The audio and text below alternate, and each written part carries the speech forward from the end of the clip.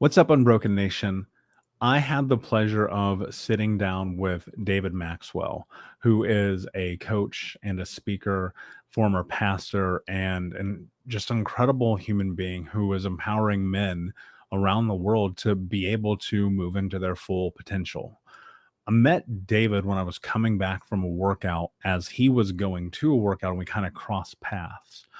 And in that, we stood in this hall. We were at a convention, right? And we're in this hotel and we're just talking. And I'm just something about his presence made me want to stay engaged in his story and his journey. I asked him about, why are you here? What are you doing? Why bother going through the travel during COVID and showing up and paying for the hotel and the whole nine? And that kind of back and forth that happens. And he said something really interesting to me, and I've contemplated for a very long time this idea, this understanding within myself of what does it mean to be a man. And I wouldn't say that this is a conversation that like ostracizes women from it, not by any scope of the imagination.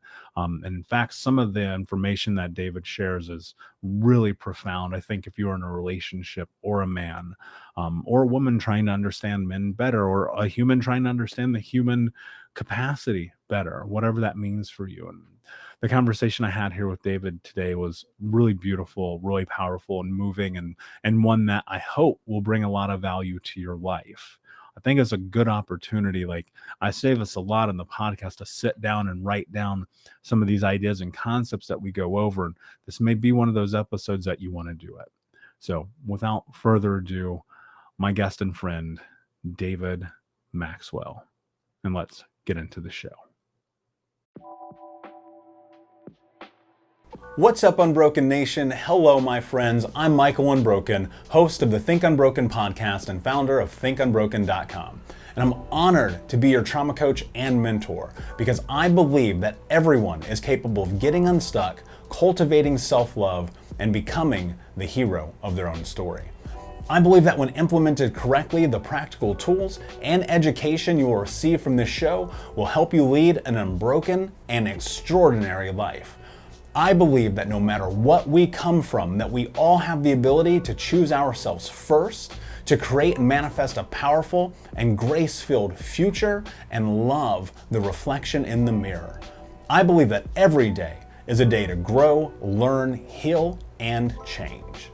That's why I started my company, thinkunbroken.com, which is an online training and healing and personal growth platform where you get everything that I know about how to get motivated, be accountable, get out of the vortex, and become the hero of your own story through community, connection, and commitment.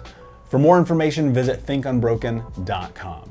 Please listen closely as you may learn just one thing that will help you be unbroken. And please share this episode with at least 3 of your friends because we all need community and connection in our healing journey. And be sure to DM me and tag me on Instagram at Michael Unbroken so that I can say hi. I just want to thank you again for being a part of this, for listening and being a member of the Unbroken Nation. Now, let's get into today's show and make the world unbroken.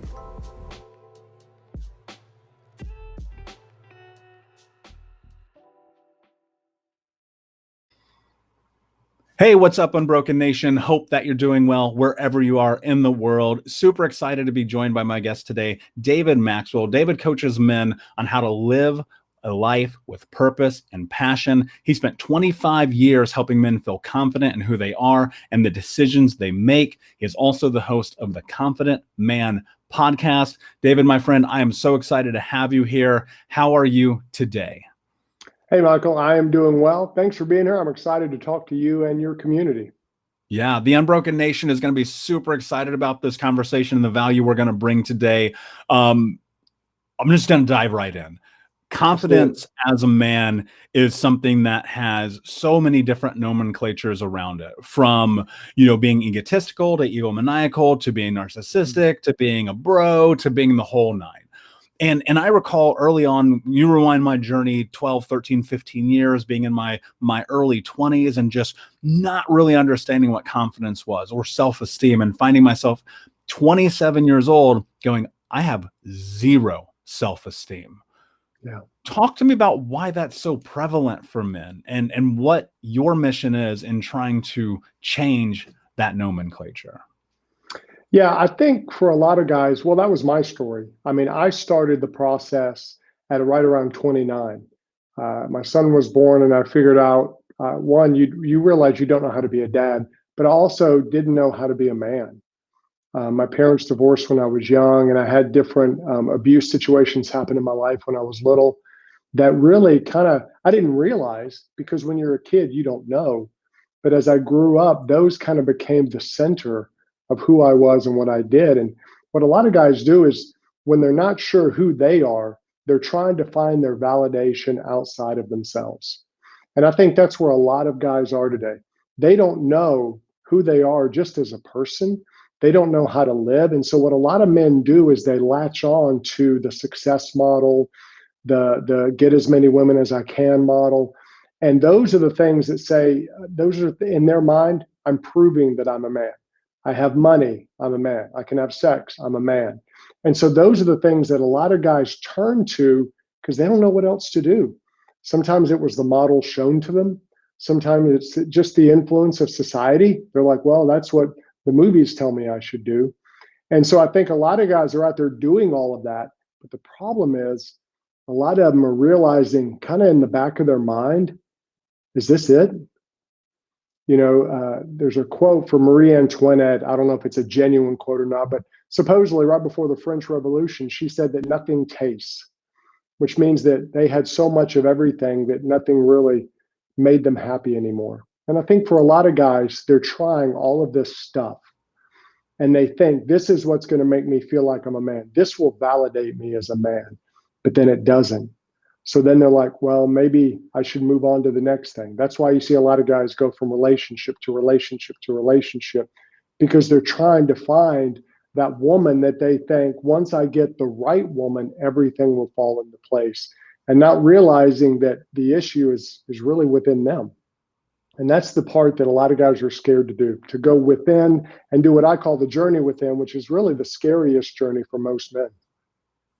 Yeah, and so many things really hit home for me. I look at myself in my 20s and being chasing money, chasing girls, chasing possessions, and being miserable. From the outside looking in, you'd go, "Wow, Michael has it all figured out." But Yeah. it was a disaster, and I was destroying everything around me. And without hitting this rock bottom moment, I really wouldn't know what to do. I probably wouldn't be talking to you right now. And one of the things I'm always thinking about is like, how do you mitigate the risk of the rock bottom to create change in your life when the only thing that you've ever known is the measurement? So me growing up without a father or father figures, or the father figures that I had being abusive, I looked towards movies and rock stars and created this identity of what a man is supposed to be based off of those things. So it was money, girls, cars, clothes, drugs. And that worked really well until it didn't, because I had to sit there and look at my life and go, this is a disaster. When you think about what it means to be a man, what is it? Like, how would you define that? Yeah, well, I use the term confidence because to me, a confident man is not a cocky man. It's not a man who thinks he knows everything. To me, a confident man is a man who knows who he is. He knows his strengths. He knows his weaknesses. He's a man who's willing to say, you know what? I'm pretty good at this. I'm not so great at that. Where a lot of guys, their insecurity makes it where they can't admit that kind of stuff. They can't say what they're not good at. They just want to be better than someone else. They're always trying to one up someone else to make themselves feel better. But a confident man doesn't have to do that because he knows who he is. He doesn't need that validation from outside because he has it from within. Now, that doesn't mean he doesn't grow, he doesn't change. That's the point of it. When you're confident in who you are, you're more willing to work on yourself. You're more willing to say, you know what? I'm not good at this. Or, gosh, I'm not really great at communicating. I want to become a better communicator. Because you're willing to do that, because it doesn't change who you are. You're just getting better at things. And that's what a lot of guys don't even have the tools to do. They don't even recognize it because no one's ever said it to them. And no one's kind of woken them up to that idea that, hey, you're living in a 2x2 room, when you need to take the walls down and see the whole world. And a lot of men are stuck in their 2x2 room with the posters of the rock stars and the movie stars and the sports stars, and they think this is life. And don't realize there's a whole world out there that they can't even see because they're stuck in that little room. Yeah, and it's so easy to be stuck in that room because it's safe. And Yeah. I think about one of the hardest parts in navigating this journey for me was like stepping into the fear of recognizing that I have the power to kind of create who it is that I wanted to be as a man, but also probably the more scary part of that was having to reframe who it is that I was as a man and who I looked up to as men in my life and in my community. And often having to, the most difficult part of this, I would say, is remove those around me who did not support the narrative that I was trying to create. When so much of what it means to be a man is influenced by our community, our neighbors, our peers, our drinking buddies, the guys we go talk about sports with. How do you like start to step into that in a way that's practical? Because I think from one aspect, it's really easy to look at life and say, oh, I'm going to mimic model master of this guy over here. And then you have your environment negatively reinforcing the idea that you've changed. One of the quotes I always come to, and I know the Unbroken Nation's probably tired of me saying it, but it's important, is Jay-Z. He said this quote, it's one of my favorite, I'll paraphrase. People always saying that you changed. Well, I didn't do all this work to stay the same. How do you go about the process of creating assimilation in the change process of trying to mimic model master whoever it is you determine to be a confident man so you can step into that in your own life? Yeah, I think for a lot of guys, the thing they have to do is begin to find what I call purpose. And what you do is you help them to see that purpose is not a thing. It's not a thing you can grasp. Like your purpose is not to make $1 million. That may be a goal, but that's not really a life purpose. And a lot of guys are living their lives with no real purpose. What they're doing is they're living their lives for their goals. And those goals usually come out of their own insecurity. So what you do is you help them to start looking deeper and finding bigger purposes. And purpose that really change is purpose that's outside of yourself. A man who's just living for himself, that's not really a purpose. That's a selfishness. And you won't be a great husband. You won't be a great dad. You won't really make a difference in other people's lives because you're really living for yourself. Even if you are doing things for others, you're doing it from a selfish motive. And that selfish motive won't ever go away. So you won't really be able to enjoy it. Like there are people out there who have a lot of money and they give away a lot. And that's great. I'm glad they do. But if they're doing it out of a selfish reason to kind of show everybody how good they are at giving, show everybody how successful they are, they've lost all the joy of actually giving and helping because they've done it with that motive that's focused inward. And purpose has to be developed outward. It has to be that I'm here to help others. I'm here to touch others. I'm here to help other people live their life. Now, it doesn't mean you can't be successful. In fact, the people who are the most successful are the ones who are actually living for a purpose greater than themselves. You look throughout history, you look at someone like a Martin Luther King, Winston Churchill.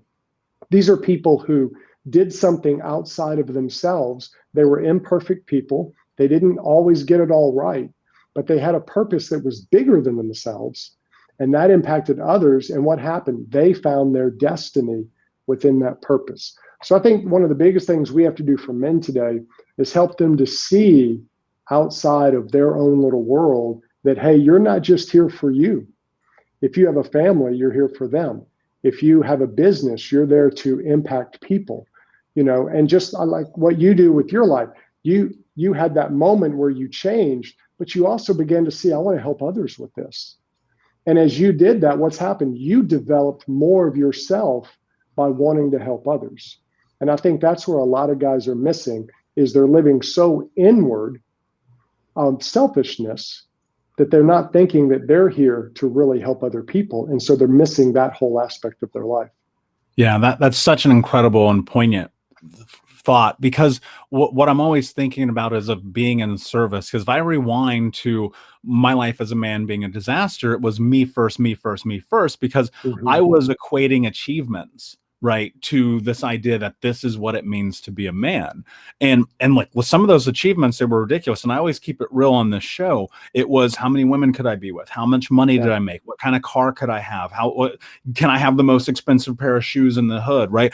And so because of things like this, my achievements, the things that drove me were what I would consider to be, for lack of a better term, nonsensical in comparison and juxtaposition to the man that I am today. Whereas this morning in my journal, I wrote, when I die, I helped 250 million people. Whereas not Yeah. that long ago, it'd be like, can I buy 250 pair of shoes, right? Yeah. And so, how do you correlate this idea of creating purpose while understanding that achievements are okay and not get lost in the scope of it all? Yeah, I think that's where what guys have to do is really seek to find their purpose where they have it within, where my validation comes from within.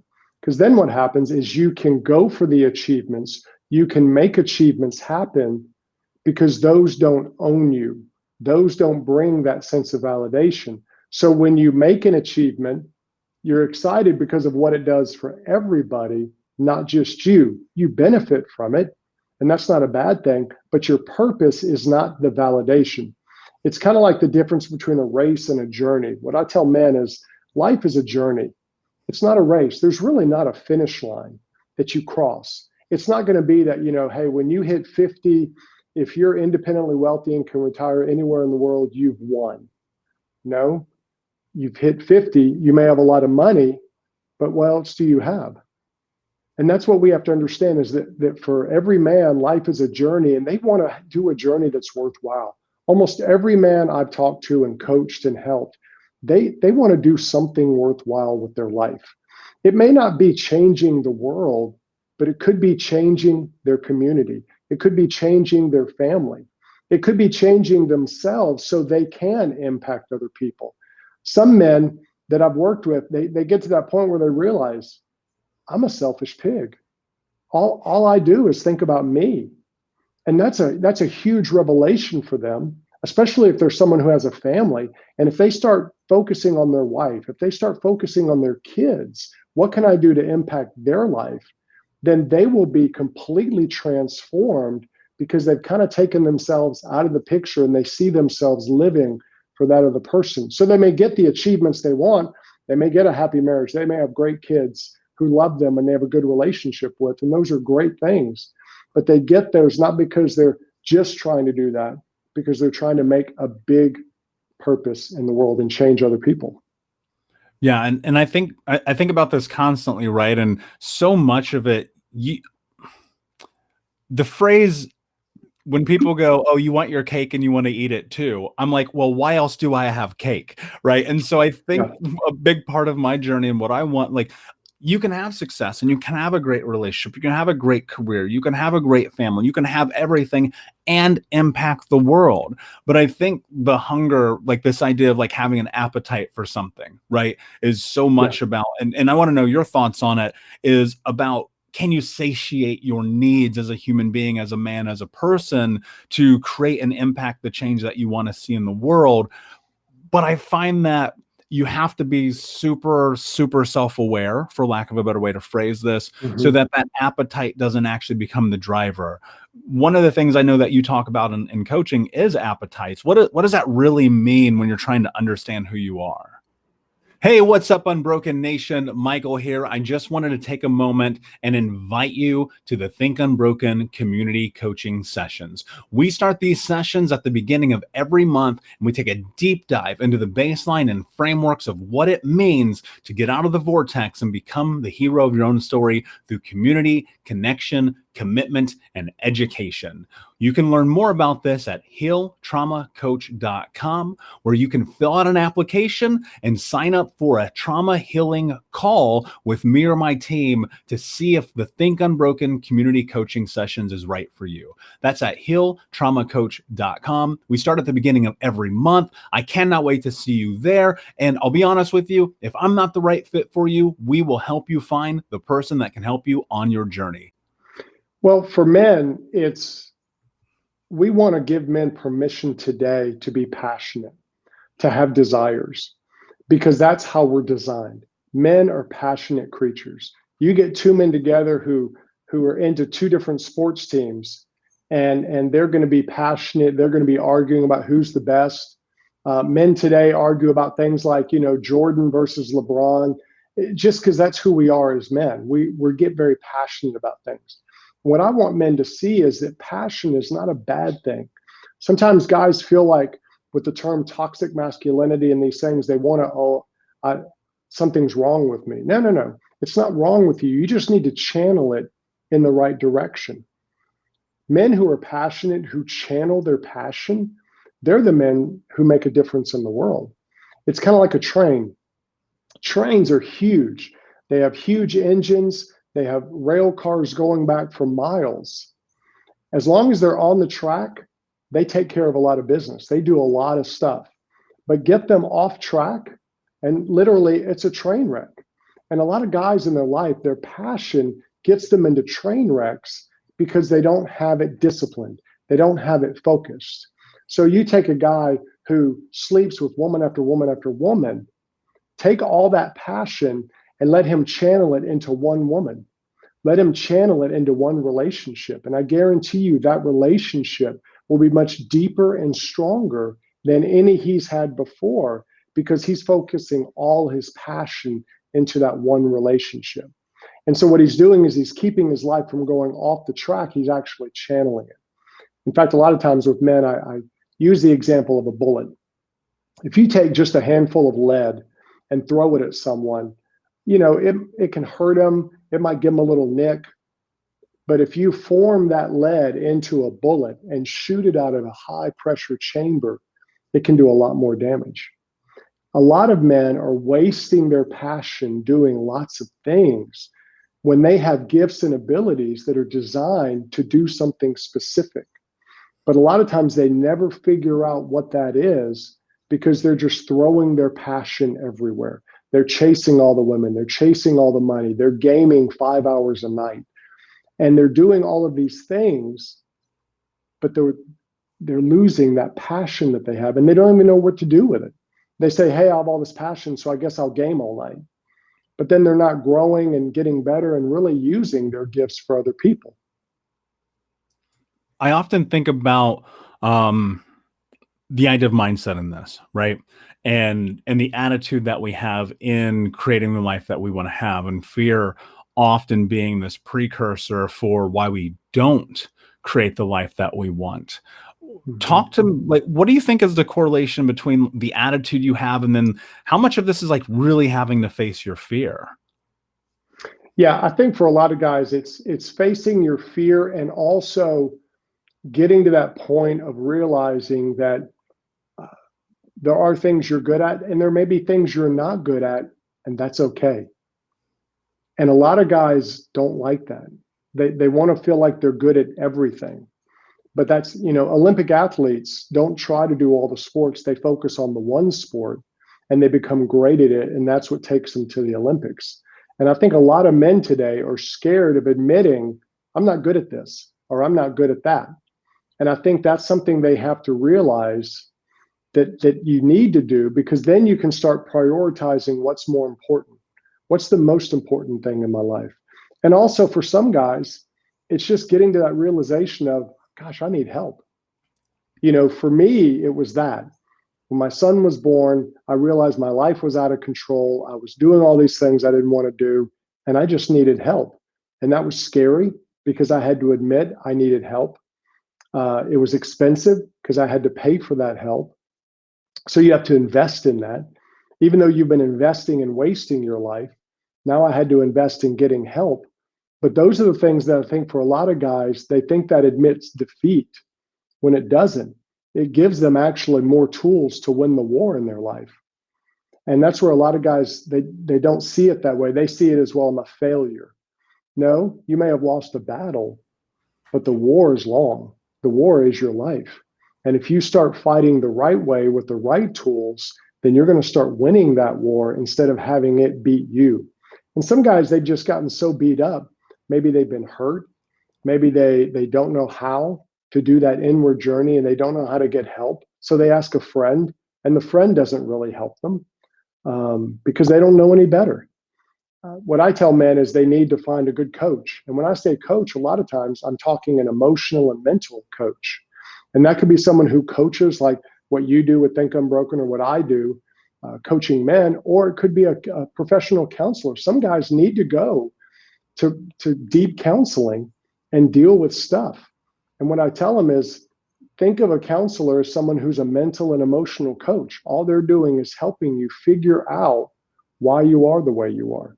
It's not to blame. It's not to not take responsibility. Men should take responsibility for themselves, but they should also recognize, hey, I need some help. You know, every professional athlete has a coach, and they're the best of the best. You know, you watch the series on Jordan. I was just reading something about it today, and he had Phil Jackson. You know, he had coaches, he had people, he had trainers, he had all these people helping him so he could be his best. And I think as men, sometimes we think I have to do it all on my own. I have to be the lone wolf. And that's just not the case. When a man surrounds himself with other people, when he surrounds himself with those situations and starts to better himself, that's when he'll make more of a difference because he can actually grow stronger from it. Yeah, I could not agree more. If I were to like package up the way that you create change in your life in a simple way, it's like get a coach. And I mean, I have multiple coaches. You have to think about this. Even I love the professional athlete reference because you think about they have a nutrition coach, they have a fitness coach, they have a conditioning coach, they have a strength coach, they have, you know, the game coach, they have assistant coaches, the assistant coaches has coaches, right?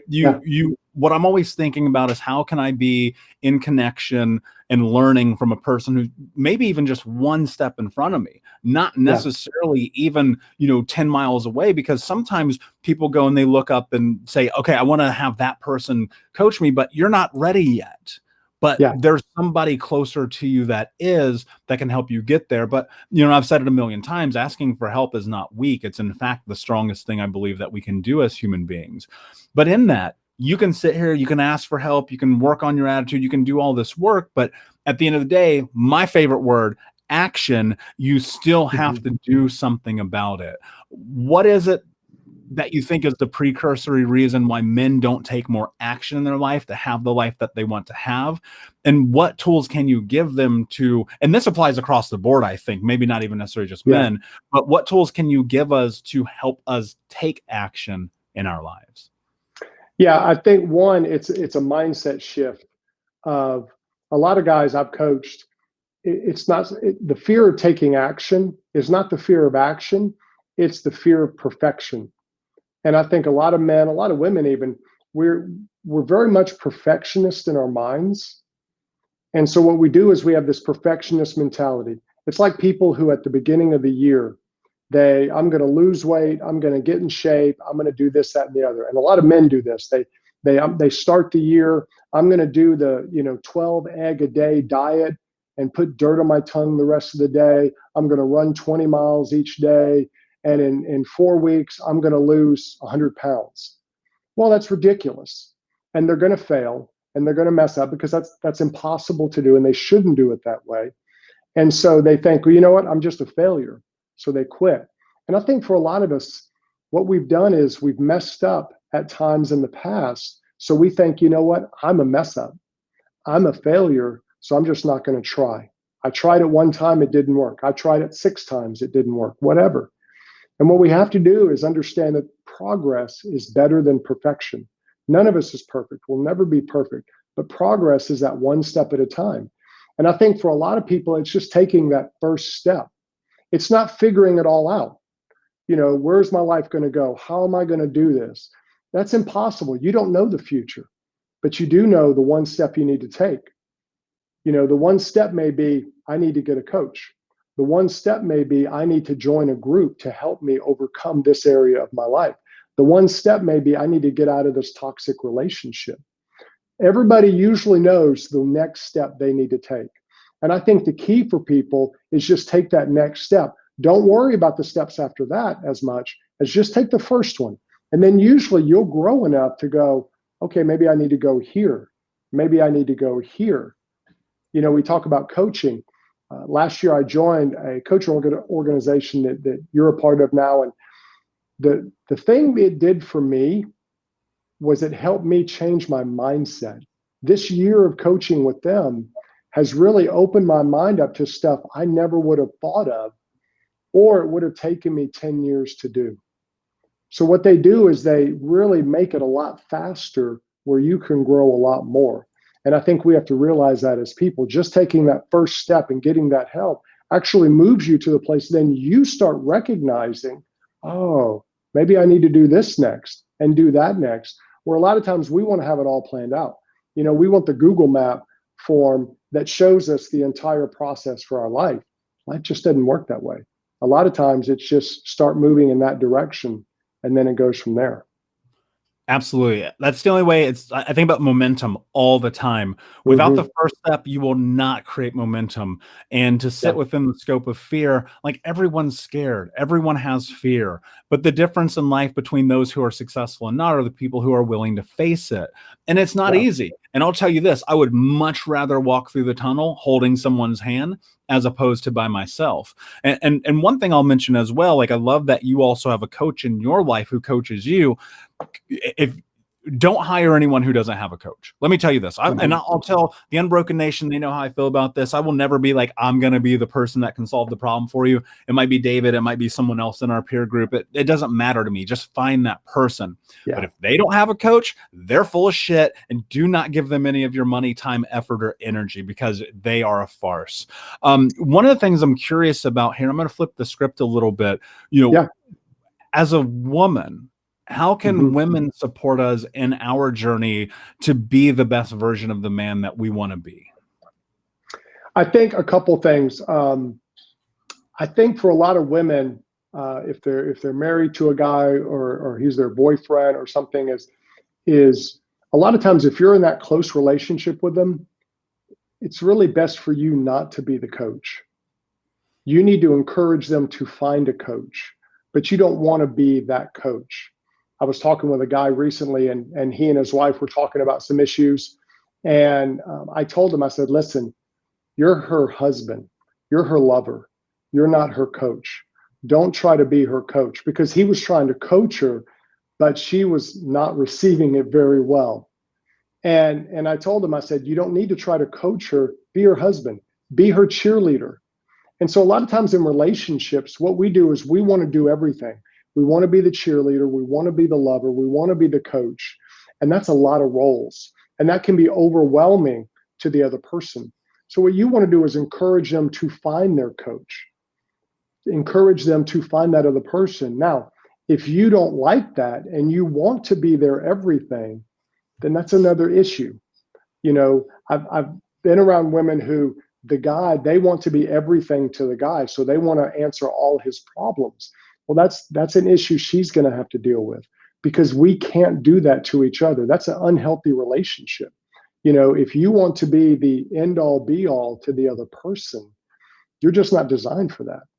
And so what I tell women to do a lot of time is just encourage, your husband, your boyfriend, whoever, to find the coach. Encourage them in their growth, and they'll become a better person. And you'll actually get a better relationship out of it when you take your hands off that coach. Because what will happen is it's easy for him to kind of not listen to you, even though what you may be saying is the same thing as what he may be telling, someone else is telling him. But if he's paying them to do it, guess what? He's probably going to listen a little bit more than you. And you can get offended, or you can say, I just want him to do it. But I would pull back from that role. Be the cheerleader, be the encourager. And sometimes you may have to drop a hammer. If a man is doing something that's hurting him and hurting you, you may have to be the one to say, okay, get help, or that's it. And sometimes as men, we need that. Sometimes women need that. Everybody needs that at times. But I wouldn't try to be that coach to them, because sometimes it becomes too easy for them to kind of pull back and not really listen. Yeah, and it's so difficult to navigate that, right? Because part of us wants to, and as a person who I consider myself to be empathetic, wants to help people. The one thing that I know that's true about life is we can't help anyone. Only people can help themselves. We can give them all the tools, we can lay out on front, but they can only help them. But what we can do is support. That's a big word that I'm hearing here, David. Support, and just be like, yeah, I'm here for you. I got you. What do you need? How can I show up? And more so, what are your thoughts about judgment in relationships when they come to this place where now someone wants to create, and this can go either way, right? Where someone wants to create change in their life, they want to get better, they want to step deeper into the journey, but on the other side, the other person is trying to pull them back. Hey, you're changing, you're different. How do you navigate that? Because I find that happens quite frequently, whether you're a man or a woman, you're in this position where you're like, I'm going to do what it takes to have the life that I want to have. And yet my counterpart is saying, I liked you better the other way. Yeah. And that unfortunately is a reality of it. If one person in a relationship begins to change and grow, they're going to change and grow. So the dynamic of the relationship will change. And that's where, if you're the person who's the encourager, you have to understand that and be okay with it. Because if not, then you'll start pulling them back and saying, well, wait a minute, I liked you better the other way. Like my wife and I, we had been married for a few years, and then I started getting help and I started changing. And what happened was I started having an opinion. Well, for the first 5-6 years of our marriage, I didn't really have an opinion. I was like, whatever. And that's because I was hiding addiction stuff. So that's kind of how I did it. Well, I started getting healthy and getting whole. And then I started going, I don't like that. I don't want us to do that. And she didn't like that, because she kind of liked the fact that we did whatever she wanted. So that became an issue for us that we had to work through. We had to talk through it. We had to get some help, get some counseling on that, and get some people to pour into us so that our relationship could grow. Because if you grow, your relationship is going to grow if the other person's willing. Now, if the other person's not willing to grow and change and they want to keep things the same, then one of you is going to have to make that decision. Is this relationship the one I need to be in? Is this the one? Or what can we do to grow and change together? And that's the issue with it. If one person's growing and changing, it's usually going to end up both of you are going to have to grow and change to keep the relationship in it. Now, on the other side of that is a much deeper, better relationship, but it is going to take work to get there. Did you know that you can sponsor an episode of the Think Unbroken podcast? All you have to do is visit thinkunbrokenpodcast.com, and there's a little coffee icon down there at the bottom of the screen, or you can click the sponsor an episode link and your name will go on the sponsored list for sponsors of the Think Unbroken podcast. One of the things you may not know is that this is an internal podcast. There's no major sponsors. Coca-Cola doesn't sponsor us. We don't get the Joe Rogan endorsement. We're over here trying to create massive change in the world, and I cannot do it alone, and I need your help. So if you have the ability, please visit thinkunbrokenpodcast.com, help sponsor an episode, and we will put your name on the sponsorship list where everyone can see your contribution to the Unbroken Nation. My friend, I appreciate it so much. I want to continue to make these shows and bring tremendous value to your life, to our world, and to the Unbroken Nation, but I cannot do it alone. If you have the ability, please visit thinkunbrokenpodcast.com and sponsor an episode. All right, my friends. Yeah, and I come to this phrase. I remember in my early 20s, I was seeing someone, and her mother came to me and she said, you two are half yoked. And I didn't know what that meant. And it's like this Midwesterner thing, right? And effectively, it means if you have two oxen, I don't know which plural applies here, and they are on a plow and they have the yoke around them. If they Mhm. both are not in synchronicity, the plow does not move. Yeah. And she said, you are half yoked. And I was like, oh, okay, that actually makes a lot of sense, especially in the context of the chaos of this crazy ass relationship I'm in. And so Yeah. getting on the same page is so important. And I don't Yeah. even think you can hit that home any harder than that. And I think it really starts with you guys getting an alignment about the future that you see the relationship being. And I believe, and I could be wrong here, David, but do you feel like this applies across the board, like beyond relationships, but to life and career and to mission and to journey and everything? Yeah, really, a lot of times, if you begin to change and you really begin to take stock of your life and your purpose, a lot of times that means a lot of things are going to change in your life. Now, and that's what sometimes holds people back is they're scared of that. And what I would say is don't try to figure out what the change will be, but understand it if it comes. You will change and grow. If you start taking control of your life back and you start figuring out what you want to do, you find your purpose, you start moving in that, you may figure out, I don't like my job. I may make incredible money, but I hate my job and it doesn't fit my purpose. Well, that means you may eventually change jobs. But at the time of beginning, don't worry about that, but just understand that could happen down the road. And that's not necessarily a bad thing because you're changing. You're changing who you are, what your purpose is. And those are positive things. You know, if all you've lived for is money and you change your focus where, hey, I'm not living for just money anymore, then some of the things you did for money might change to where I don't have to make that much money. I think I'd rather have more of a life in this area. And you may end up moving to a different part of the world. Reinvention is hard. It's hard for everybody, but it is necessary to grow. Couldn't agree more. And ultimately you're going to be faced with this precipice of, am I willing to do what it takes to be the person that I want to be?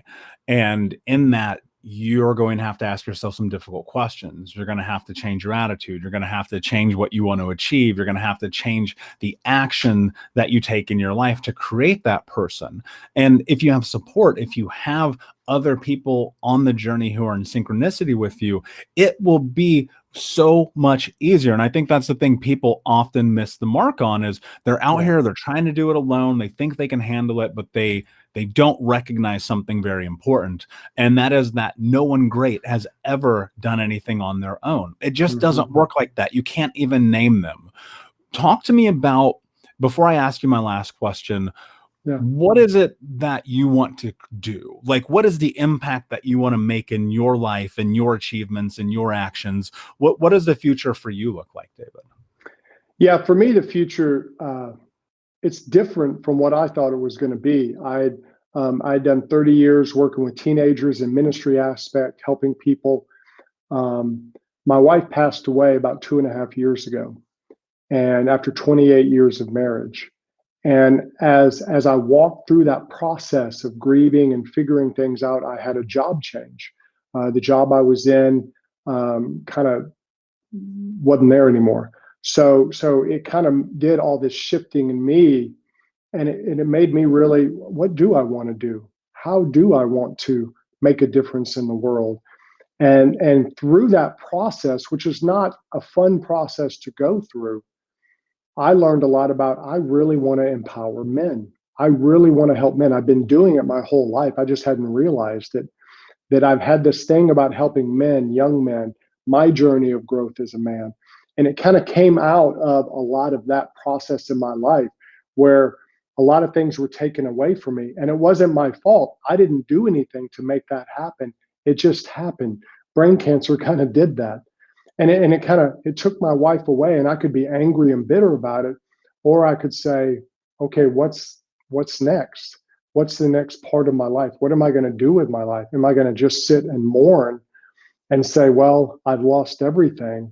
Or am I going to figure out what's the next step? And so I had to do it again. I had to find support groups to go to. And the first one I went to was one of the most awkward support groups in the world.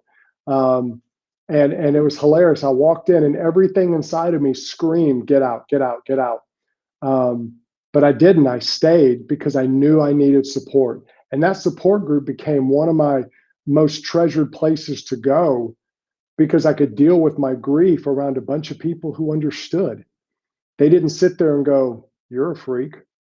They sat there and go, "Yep, that happened to me." And I'd be like, "Really? So I'm not the weirdo?" And it's amazing that when you begin to say, "Okay, I'm going to grab a hold of this reinvention." Yes, it's uncomfortable, it's hard.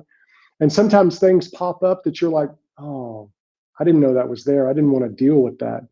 But that's part of the growth process.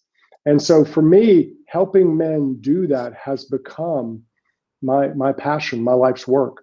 I want to help men, be better husbands, be better fathers. I really want to help multiple generations because I worked with teenagers for so long. I could tell you the families that were healthy and not based on their kids. I could tell the ones who had a good relationship with their dad and who didn't. And so I want to help guys achieve that in their life because I think it's going to help our society as a whole.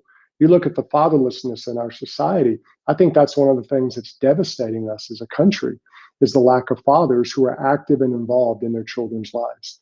And so that's kind of become my passion is to help men. And it kind of came out of my own brokenness of going, what am I going to do with my life now? I love that, man. I relate to that, and thank you for being vulnerable and sharing that. And it's such a great point, David. You can create change in your life, and you can still lead a life on your terms, no matter how bad things have been. Because the one thing I know about life is like I don't know that it gets easier, but I do know that the option to lead it on your terms is always going to be there. And I love your mission. I fully support it as a man who had no idea what it meant to be a man because I spent so long lost by myself without father figures and role models. That work and that service is needed in a way that I can totally align with. And so I'm so happy that we get to share this mission and story with the Unbroken Nation today. And I hope that someone listening will come and find the support that they need, whether it's through us or through you or through anyone else. Before I ask you my last question, can you tell everybody where they can find you? Yeah, everything about me is at my website. It's David the Maxwell. It's David, Maxwell.com. And there's information about me, about what I do. I speak, I coach, I have digital curriculum, all that stuff, just trying to help men be who they are. And on there, I have a free video course. It's just a 3-video course, kind of helping men own their passions. Helping men kind of learn how to take their passions and focus them. And that's a free thing guys can download and do. I love it, David. Thank you so much. And my last question for you, my friend, is what does it mean to you to be unbroken? I think it's understanding that no matter what happens, if you just keep one day at a timing it and just what is my next step? That when life throws stuff at you, and life will, stuff happens in life, stuff that sometimes you caused and stuff that other people did to you. And it's not fair and it's not fun. But if you make that decision that I'm going to walk and I'm going to keep walking in that new direction, then those things won't break you. Those things won't take you out. They'll actually become the stones that you'll step on to go to that higher level. And I think that's what it means. Because when I look back over my life, I see things that were done to me. I see things that I did. But I just made those decisions at key points that I'm going to go this direction. I'm going to keep walking. And people say, well, what's going to happen? You say, I don't know, but I'm just going to keep walking. And as long as you're still moving, as long as you're still trying and you don't quit, then you can't be broken. I think you won't be broken. Even if you fall down and get devastated, you're going to get up and keep walking because that's what you've decided to do. Powerful, my friend. Thank you so much. Thank you for being here and sharing your wisdom and knowledge. Unbroken Nation, thank you for being here, my friends. We appreciate you. Please like, subscribe, comment, share, tell a friend. And until next time, my friends, be unbroken. I'll see you. I'll see you. Unbroken Nation, hope that you just got a tremendous amount of value from today's episode. I want to know what you think. please do me a favor and review, rate, and share the episode with 3 friends on social media today. It would mean the world if you did, because ultimately at the end of the day, creating community and connection is how we heal generational trauma in the world. And I need your help to do that, Unbroken Nation. So if you're on iTunes or Spotify or wherever you are, please like, comment, share, review. I want to know not only what you like about the show, but how I can make the show better, how I can make this further about helping you on your healing journey. So do me a favor, and when you do, shoot me a screenshot of you making the review to my DM at Michael Unbroken on Instagram so that I can have a conversation with you, say hi, and more importantly, so I can share it with the Unbroken Nation. Thank you so much, my friend.